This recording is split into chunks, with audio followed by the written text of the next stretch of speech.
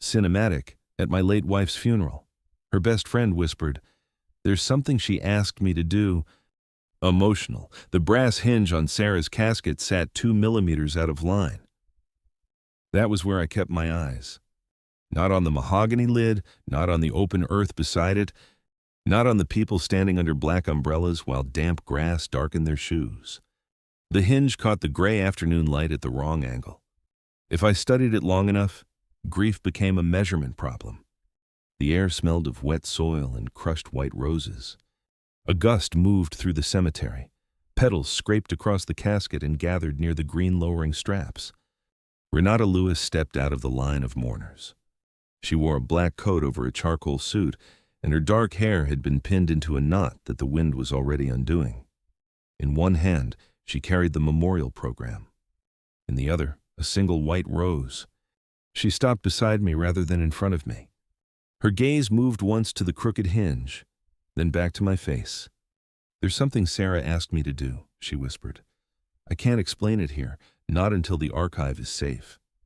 Mysterious. The words entered a day already crowded with things I could not process. "What archive?" 6 boxes from her study. Her will named me temporary literary custodian until probate appoints permanent control. She pressed the folded memorial program into my hand. A blue ink note filled the back. Gregory Thomas, Federal Civil Docket 24-7719. Option claim, final manuscript. Gregory filed this morning. Renata said he wants a temporary restraining order to seize or preserve every unpublished draft. Gregory Thomas ran Thomas Literary Group in New York. Sarah had consulted him before she signed with my agency. He bought backlists, bundled rights, and treated unfinished work like distressed property. Why would he claim her final manuscript? He attached an option clause with her signature. That clause does not exist. I know. The answer came too quickly to be hope. Sarah's final novel was not merely valuable. Her will directed its proceeds into a medical trust for her younger sister, Claire. Probate could cover basic estate expenses, but not the long-term treatment Claire required. If Gregory froze publication for a year, the trust stayed underfunded. If we moved the archive carelessly, he could accuse the estate of spoliation. 2 barriers, one legal, one financial. I had been Sarah's husband, but grief was not what gave me standing in the fight. I had negotiated her last 4 publishing agreements, maintained the rights ledger, and held the agency records that could prove where every clause began. Renata looked toward the casket. "She trusted you with the contracts." She said, "She trusted me with the boxes." Serious. Then she laid the white rose on the lowering strap and walked toward the parked cars. A petal had broken loose inside the folded program. I closed the paper around it. The next morning, the 6 archive boxes arrived under written authority. Daniel Mercer, the estate executor, met us at my publishing office before sunrise. Sarah's copyright attorney, Vivian Cole, joined by video from Chicago. Renata had retained her own counsel to review the custodial terms, and Vivian had no objection. No one opened a box until the process existed. Daniel photographed every seal. Renata read each label aloud. I logged the time with my silver fountain pen while the archive scanner warmed beside the drafting table. Box 1, contracts. Box 2, correspondence.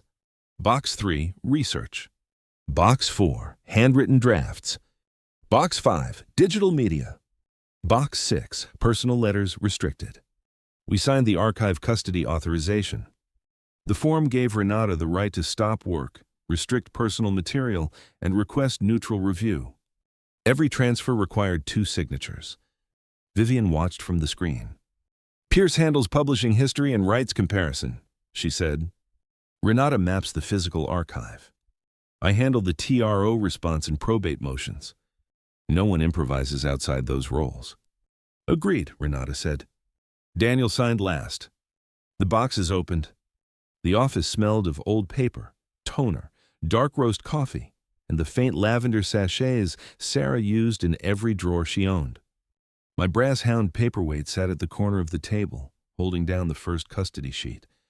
Renata tapped her pen twice before writing the first folder number. "Tap, tap." "You always do that?" I asked. "Do what?" Worn the paper. Professional. She looked at the label. It improves compliance. The first laugh since the funeral nearly happened. It did not quite arrive, but the room changed enough for us to continue. Week 1 became inventory. Renata's drafting experience turned the archive into a floor plan. She drew each box as a grid, assigned every folder a coordinate, and linked those coordinates to the custody ledger. By the end of the day, the scanner had produced a verified image set. The ledger matched every folder coordinate, and the office held the first complete map of Sarah's archive. I compared every option, assignment, foreign rights agreement, and royalty amendment against the agency's rights history. Gregory's claim appeared in the second box. The original consulting agreement, dated 5 years earlier, ran 12 pages. The disputed version ran 13. The font in the addendum looked close. Close was not the same. The body text used Minion Pro at 10.5 points. The survivorship clause used a heavier weight and slightly narrower line spacing. The page number sat 3 millimeters higher than the rest of the contract. Renata double-tapped her pen. This page was rebuilt. Probably. Not probably. She laid a transparent drafting scale over the footer. The baseline grid changes after page 12. Whoever made the addendum used a different template. The first break in Gregory's story came from Renata's drafting eye. Vivian requested the original document through federal discovery and asked the court to prevent either side from altering the archive while the TRO was pending. Judge Elaine Porter issued a temporary preservation order, not a seizure order. The 6 boxes stayed in place for 48 hours under dual control, then transferred to a neutral forensic custodian. For the first time since the funeral, one deadline loosened. The archive remained safe. The mystery did not. On Thursday, I reached box 4. A yellow legal pad lay beneath 3 manuscript drafts. Sarah's handwriting filled the first page. Notes for what I couldn't say out loud. My pen stopped above the custody ledger. Renata saw it. You can mark it restricted. Gregory may argue it belongs to the final work. Mysterious. Then we logged the title without reading content until Vivian rules on scope. I looked at her. She was protecting the case without taking the choice away from me. Do that, I said. Renata wrote the title into the restricted material index. Tap, tap. The legal pad went into an evidence sleeve unopened. Safety first. Not avoidance disguised as procedure. At the end of the first week, Vivian received the court order appointing Marisol Grant of Grant Forensic Documents as neutral examiner and archive custodian. Marisol arrived Monday morning with tamper evidence sleeves, imaging equipment, and a technician who documented every serial number. The boxes left my office under signed transfer. When the last one passed through the glass door, the room looked larger and wrong. Renata stood beside the drafting table. You raised the thermostat, she said. 3 degrees. You noticed I was cold. The building is inefficient. You bought my coffee. The old brand produced too much sediment. She lifted the dark roast cup I had placed beside her map. Remarkable how many mechanical explanations care requires. I straightened the edge of the empty custody ledger. It had already been straight. Week 2 focused on the contract. Professional Marisol examined the original agreement under court authority. She did not use a dramatic chemical trick or destroy a signature. Her work stayed non-destructive. She compared toner distribution, page fibers, staple impressions, image layers, and PDF object history. The signature itself was genuine because Gregory's firm had scanned it years earlier. The page carrying it was not. The addendum was assembled from a legacy signature image, Marisol explained during counsel review. The signature block and witness block are raster images. The contract body is live text. They were created in different software environments. Vivian asked, "Can you date the assembly?" Not yet. The PDF metadata was partially scrubbed. Server discovery may provide the creation record. The first inconsistency now had a forensic foundation. The next break came through the notary block.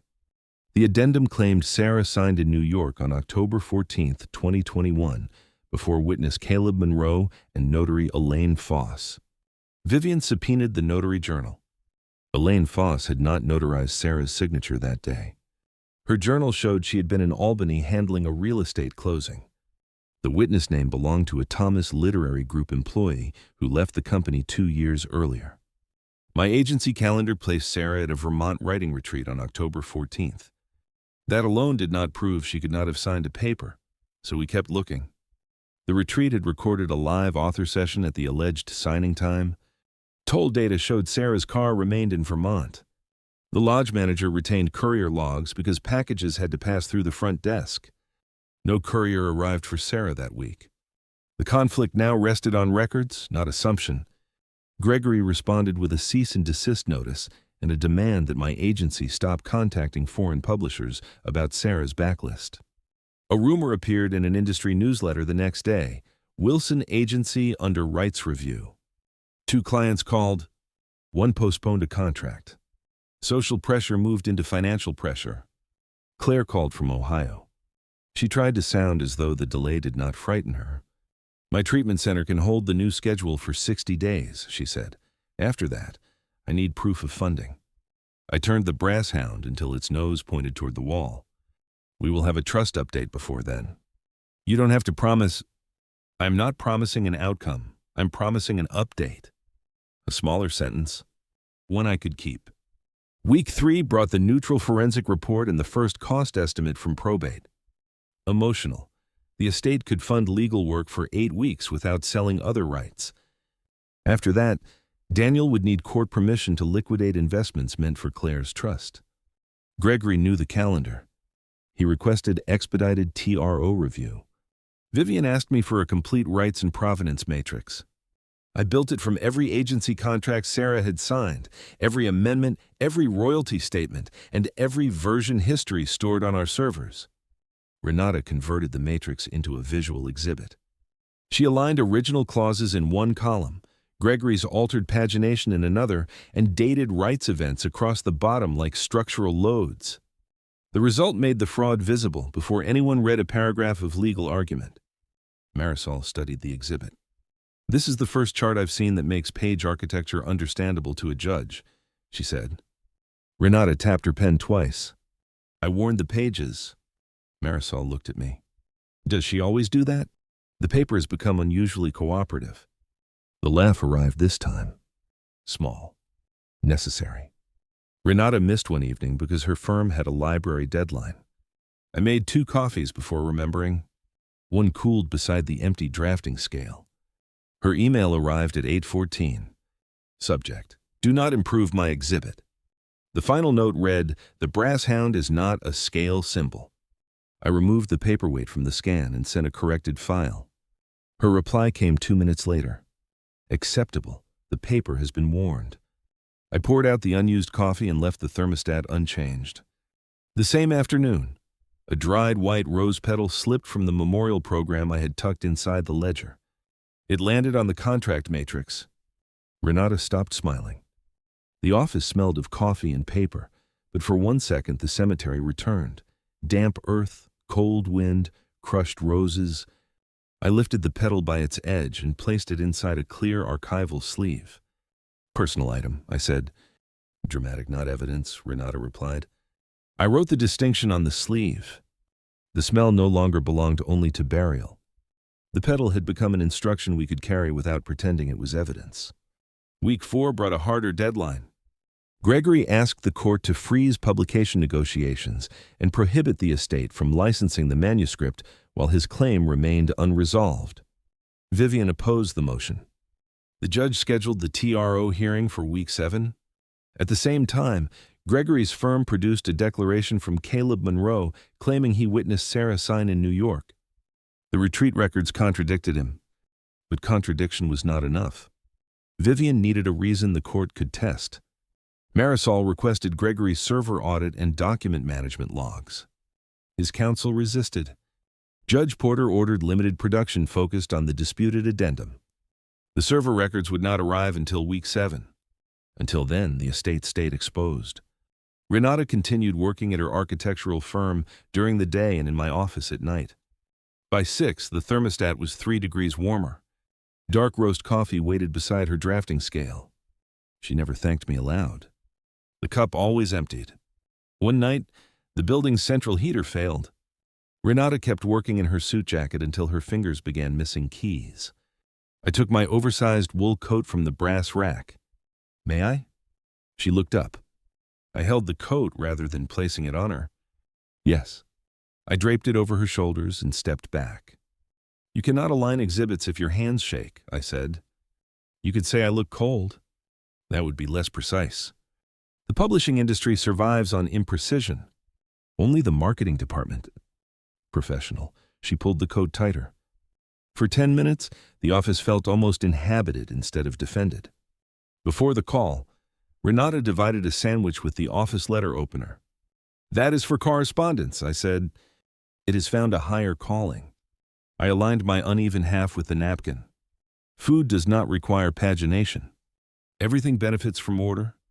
We ate while the archive stayed closed for 12 minutes. Then Vivian called. Gregory had filed an amended claim seeking not only the final manuscript, but selected backlist rights under the same survivorship clause. His goal was no longer implied. He wanted the final book, the royalty stream, and enough delay to force the estate into settlement. Week 5 opened the encrypted folder on Sarah's laptop. Marisol had imaged the drive under the preservation order. The password hint was a phrase from the memorial program. Renata recognized it. To show the way home? Before opening anything, Vivian reviewed the contents list. Most files were publishing records. 2 letters were personal. One addressed to Claire. One addressed to Renata. I asked, do you want to read yours alone? Renata looked at the monitor. Yes. I moved to the far side of the office and adjusted the printer tray because the paper guide sat 1 notch apart. The printer was not in use. I corrected it anyway. Behind me, the room stayed quiet except for one sharp intake of breath. When Renata called my name, I turned. She had folded both hands around the edge of the desk. Sarah knew the cancer had returned before she told us. I did not move closer without invitation. She built the medical trust plan herself, Renata continued. She knew Gregory might use the old consultation agreement. She asked me to protect the archive until you and Vivian could secure the rights. The first part of Sarah's request, the legal part, emotional. Renata looked at the closed letter on the screen. There's something Sarah asked me to do, she said again. The line returned where it had been waiting since the cemetery. She asked me to keep you from disappearing into work after she died. My hand remained on the printer tray. She said you would solve every contract problem because you could not solve her illness. She asked me to make sure you did not turn the manuscript into a place to hide. The room smelled of warm toner. The dried rose petal waited in its clear sleeve beside the ledger. Renata's voice lowered. She asked me to keep you from disappearing. She did not ask me to love you. That choice is mine. I looked at her. Renata! Not now, she said. Not while the trust depends on your agency and I am still archive custodian. Agency, boundary, choice. She took a printed copy of Sarah's letter, placed it in a restricted sleeve, and signed the custody line. She closed the sleeve and returned it to the custody folder. That night, I drafted a transfer memo assigning day-to-day case coordination to another agent at my firm. By morning, the memo sat beside the brass hound. Renata found it before I arrived. You are leaving the case. I am removing the conflict. Vivian says no conflict exists if the professional roles stay written. I can preserve the agency without becoming the center of everything. You can... That is not what this memo does. She placed Sarah's letter beside it. You promised Claire an update. You promised Vivian a rights matrix. You promised me you would be at the hearing. I can deliver all 3 through counsel. You are trying to disappear politely. The words landed harder because she did not raise her voice. I straightened the transfer memo. Dramatic. Renata rotated it 10 degrees. Leave 1 page crooked and attend the hearing. I looked at the misaligned paper. Then at her, I'll attend. A kept promise with a date. The transfer memo went into the shred bin unsigned. Week 6 brought the TRO and neutral archive custody. Gregory argued that continued access by Sarah's husband and best friend threatened evidence integrity. Vivian responded with the custody ledger, Marisol's preservation report, and Renata's archive map. Judge Porter ordered the original contract and archive to remain with Marisol until the hearing. Neither side received private possession. The order bought us time without giving either side control. Gregory could not seize the boxes. We could not manipulate them. The same order protected everyone. The estate account, however, lost another publisher advance because no license could close while the TRO remained pending. Claire's treatment deadline moved closer. Daniel, the executor, prepared a contingency petition to release reserve funds. I reviewed it with Vivian rather than touching probate strategy myself. My role stayed where it belonged. Contracts, rights history, publishing records. At the end of the week, Sarah's memoir legal pad returned to the office in scanned form under restricted review. Vivian determined that 3 pages referenced Gregory's consultation and could become evidence. The rest remained private. Renata asked, "Do you want me to read the relevant pages first?" "No." I opened the scan. Sarah had written about the day Gregory pressured her to sign a broad option. She refused. She described the clause he wanted and noted that no amended agreement followed. The words sat in her handwriting. My fingers tightened around the fountain pen. Blue ink from the next ledger line spread where the nib paused too long. I blotted it with a sheet of scrap paper. Professional, Renata did not tell me what I felt. She moved the coffee away from the wet ink and waited until I finished reading. Trust became action. The night before the hearing, Vivian required a final exhibit review. Marisol joined by video while Renata spread the visual map across the drafting table. Vivian removed a third of my tabs. 3 years of royalty statements prove continuity, she said. 7 prove you own a stapler. Renata tapped her pen twice. I agree with counsel. This meeting has become hostile.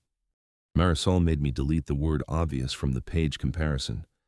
My report explains the difference. The judge decides what it means. By 10, every exhibit had a source, witness, and purpose. Vivian made me promise to answer only what I was asked. Renata placed the rose sleeve in my personal notebook, not the exhibit case. We left the crooked transfer memo where she had turned it. Week 7 began in federal court. Judge Elaine Porter presided over the TRO hearing. Gregory sat beside his counsel, Martin Vale. Vivian represented the estate. Daniel attended as executor. Marisol brought the forensic report. Renata carried the visual archive map in a flat portfolio. I carried the certified rights ledger and contract matrix. The dried rose petal remained inside the clear sleeve in my personal notebook. Not evidence. Courage did not need to be admitted as an exhibit. Vivian called Marisol first. Marisol explained the rasterized signature image, inconsistent page construction, mismatched toner distribution, and scrubbed PDF object history.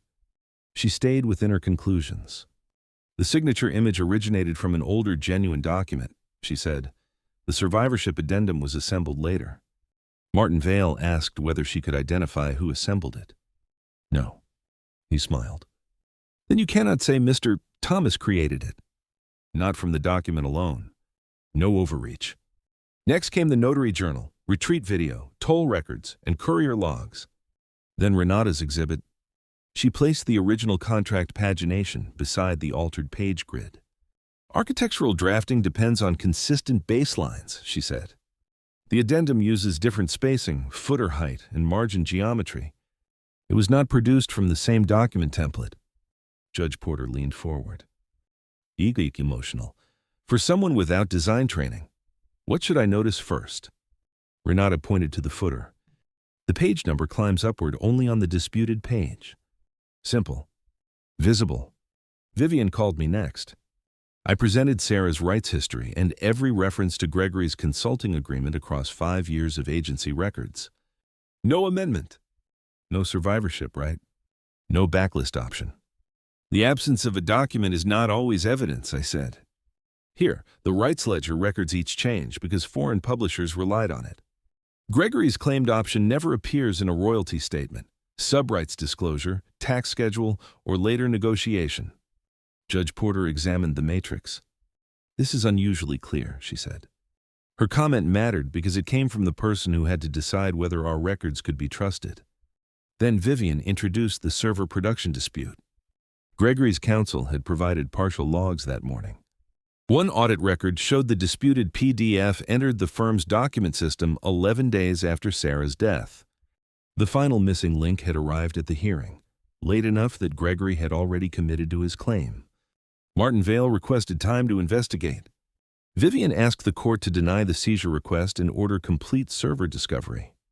Judge Porter ruled from the bench. The estate's archive remained with the neutral custodian. Gregory's TRO request was denied. Publication negotiations could resume subject to preservation of disputed materials.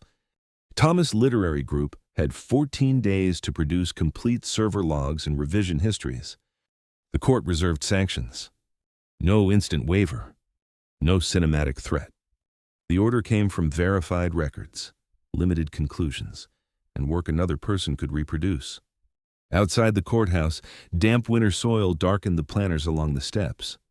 Renata opened her portfolio, checked the memorial program, and found the rose sleeve still inside my notebook.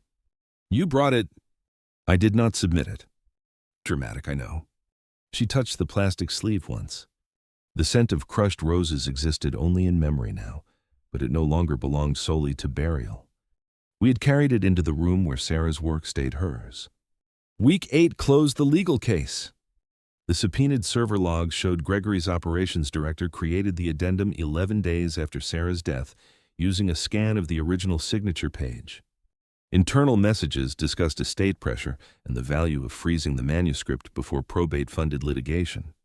Martin Vale withdrew from representation after learning the full production history. Vivian filed a sanctions motion. Settlement took 5 days. Gregory withdrew every claim to the manuscript and backlist. Thomas Literary Group paid the estate's legal and forensic fees, accepted a permanent non-claim covenant, and consented to a federal civil judgment for fraudulent filing costs. The court referred the production record to the appropriate authorities without my pretending I could control any prosecution outcome. Probate approved the transfer of publication rights into Sarah's literary trust. Daniel released the first trust distribution for Claire's treatment. Claire called from the hospital parking lot. They confirmed the next 12 months, she said. The brass hound sat beneath my hand. Sarah planned it, I replied. You protected it. We all did. Another smaller sentence, one I could live with. My agency recovered the delayed client contract after Vivian circulated the court order to our partners. Renata returned full-time to her architectural firm and accepted a promotion to senior drafter on a public library restoration. My professional fee was paid through the estate under court-approved terms. Renata's custodial role ended when Daniel signed the final archive transfer. The dependency closed on paper before anything personal began. The weeks after settlement were quieter. Daniel completed the probate transfer. Vivian closed the litigation file. Marisol released the archive to the trust, and Claire began treatment. I attended a grief support group on Tuesdays. During the first meeting, I straightened the facilitator's handouts. By the fourth, I left one sheet crooked. Renata met separately with a counselor through her firm. We did not exchange progress reports or turn grief into a joint assignment. An outside accountant confirmed that estate fees, my invoice, and Renata's custodial compensation were settled. No unpaid work remained between us. Only then did the office feel ready for a new question. 3 weeks later, Renata arrived at my office after closing. She carried 2 dark roast coffees and wore my oversized wool coat over one arm. You never took this back, she said. Professional, you were still cold. For 8 weeks? The building remains inefficient. She placed the coat on the brass rack. Then she double-tapped one coffee lid. Tap, tap. I have a question that is not about Sarah's archive, medical trust, publication rights, or your invoice. That eliminates most of our vocabulary. Dinner. I looked at the straight row of finalized settlement documents. Then I moved one page slightly out of line. Dinner, I said. We chose a restaurant without a private room, a manuscript launch, or a legal folder in sight. Renata still tapped the menu twice before ordering. I still straightened the sugar packets. Neither of us called those habits progress. We simply stayed until the coffee cooled and scheduled a second dinner before leaving. 10 months later, the bookstore windows reflected a mild spring rain. Sarah's final novel stood in towers beside fresh white roses. The book had launched to strong reviews, and the literary trust held enough revenue to maintain Claire's treatment reserve without selling Sarah's backlist. Gregory's claim was permanently closed. My agency was stable. Renata's promotion remained hers, along with her apartment, salary, and independent life. Outside the bookstore, a small memorial garden bordered the brick wall. Fresh white roses grew in dark, damp earth. The smell reached the open door. Not crushed now. Living. Inside, I checked the microphone level twice. Renata approached the podium in a dark green sweater and tapped the signing pen against the wood. Tap, tap. The audience smiled because she had explained the habit during the first event. Claire sat in the front row with Daniel, Vivian, Marisol, and Judge Porter's written dedication letter folded inside her program. Renata introduced the trust, the restoration project, and Sarah's book. Then she looked toward me. In an inspirational. Pierce handled Sarah's publishing work, she said. He also straightens labels no one else can see are crooked. A few people laughed. She continued. He is not my client, employer, or project. He is my personal partner, and we make those decisions together. The choice belonged to her. Public, separate from the case. I adjusted the audio dial instead of answering across the room. Renata raised one eyebrow. I left the dial alone and joined her at the front. On the signing table, the brass hound held down the memorial program. The dried rose petal remained sealed inside it. Beside the paperweight, 2 cups of the dark roast coffee waited under my old wool coat.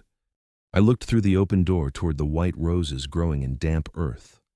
For once, I let one label remain crooked. The end. Closing thoughts. Core lesson. Grief becomes bearable when truth, responsibility, and consistent care are carried without taking away another person's choice. Green flag. Healthy love respects grief, professional boundaries, and independent agency. It never turns a final request, financial need, or shared loss into emotional obligation. Please like and subscribe so we can share more stories like this.